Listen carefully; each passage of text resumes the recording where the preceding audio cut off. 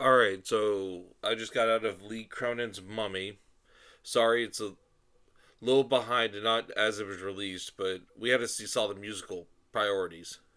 Um,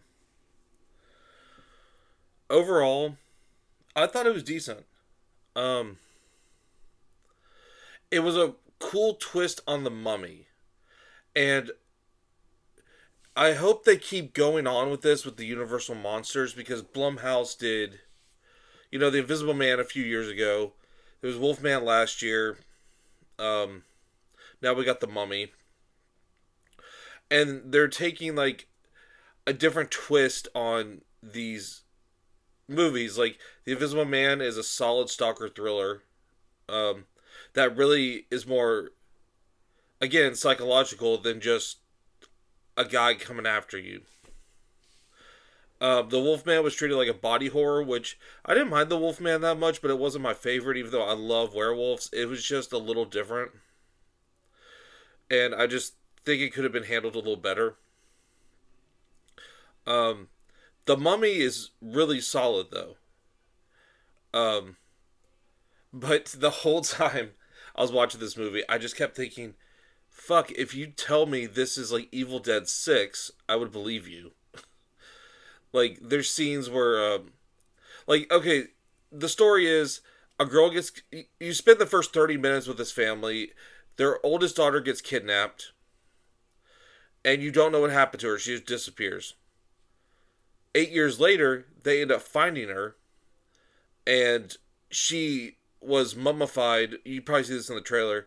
She was mummified for a purpose, which I'm not going to get into. You'll watch that. I'm not going to spoil that. But she was mummified for a purpose. They take her home, which honestly, that doctor shouldn't have let her go. She's having these violent spasms. She can't talk. She's self mutilating. Oh, just take her home. She'll be fine. Family love will fix her. All right. It's a little ridiculous, but let's see what happens. We wouldn't have a movie without it. So she gets home, and honestly, she acts like a deadite.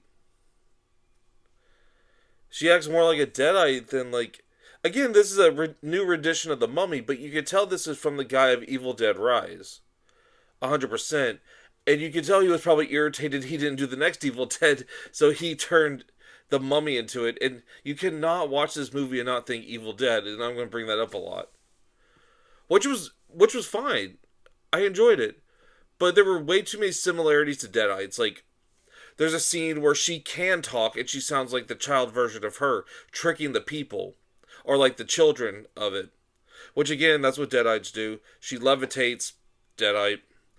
Oh, the self mutilation is more within the realm of the newer Evil Dead movies and not really the original. They didn't really do that.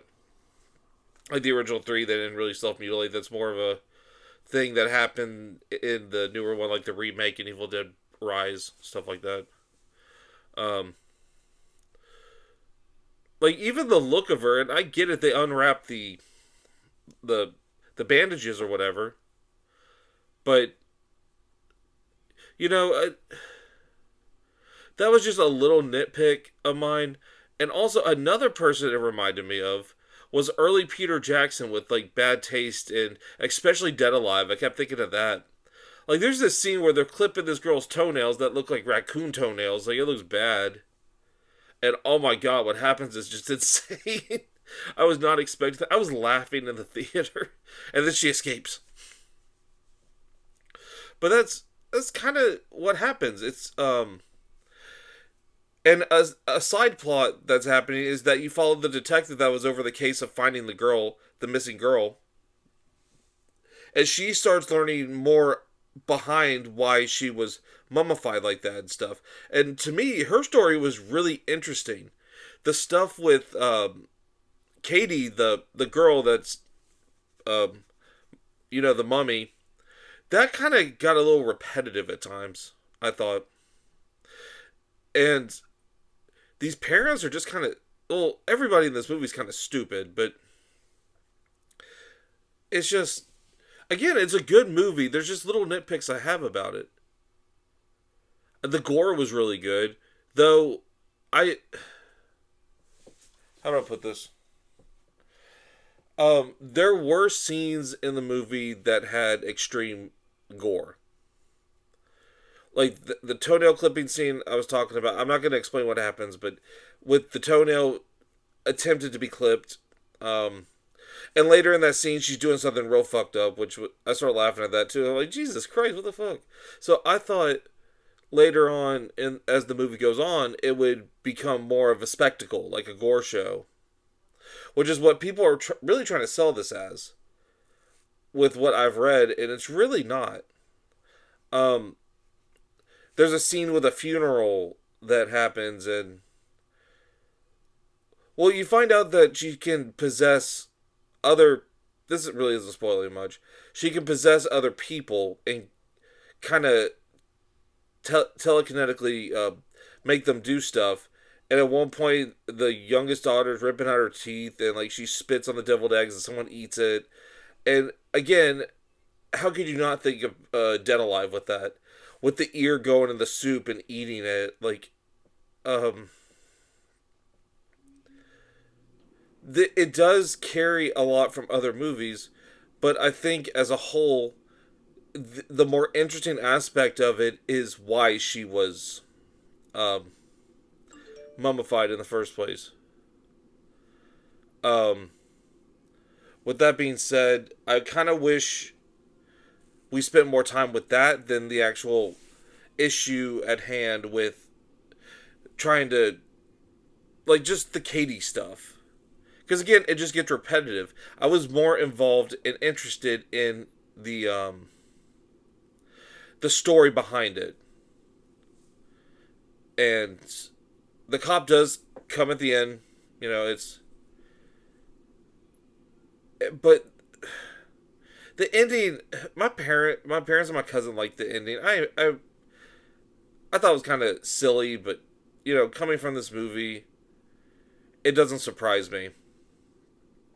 Another thing about this movie, I thought, again, going back to the toenail scene, and then like the funeral scene, the tonally, I think it's kind of confused because you have these serious moments with the detective that are actually really tense and really you really get invested into it, and then you go back to Katie, and she's saying kind of generic things when she does talk, again with the gore. But my problem is, if you're going to go with intense gore, keep going with it throughout the movie.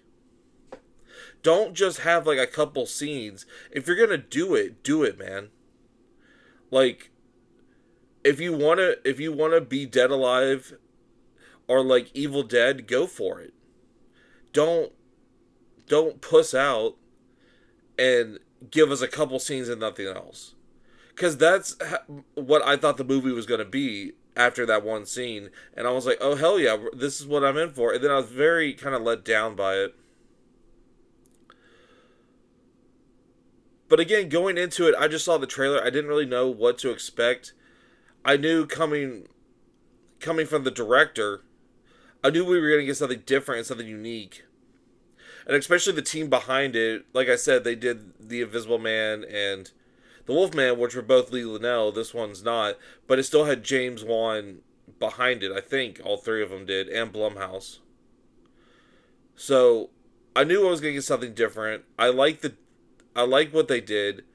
But it's just too much of a familiar ground for me. I do recommend the movie. I really do. I think you should go see it. It's a lot of fun.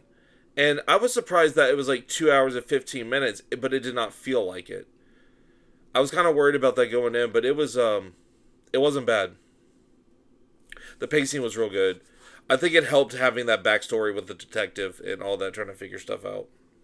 That really helped the pacing of the movie. So if you're curious, go check it out. It's a good one.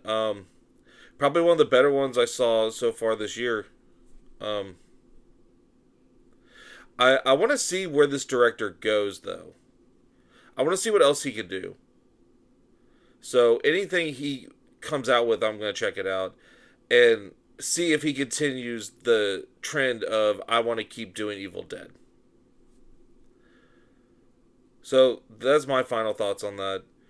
I will say this: the trailers that we got, the next movie we're gonna see is that one with Adam Scott with Hovik or whatever the hell that thing is with that weird mask about a witch. That looks really good. And then we saw one that was done from the director of It Follows. It's like this neighborhood disappears and then like a dinosaur's running after motherfuckers. Like, sign me up. That sounds good. So yeah, next one I'm gonna review is that Witch one with Adam Scott. That should be interesting. I'm curious to see what that does. Neon's really done well. This is a company that kind of, for me at least, came out of nowhere with long legs and has really been producing good stuff because they did like Cuckoo, which was really good. I really enjoyed that. They did The Monkey, which again, kind of like this movie, was totally confused, but still, I liked it. I didn't like Innkeep or not Innkeepers. I like that movie. The Keeper or Keepers, whatever the hell that movie was. You could totally tell that was done during the writer's strike, and like, what's his face just fucking threw shit at the wall and didn't have a real idea. So that's it for The Mummy. Go check it out. It's still in theaters right now. Probably not for much longer. I think it's not getting that good of reviews, or lukewarm reviews at least. So until next time, guys. See you later.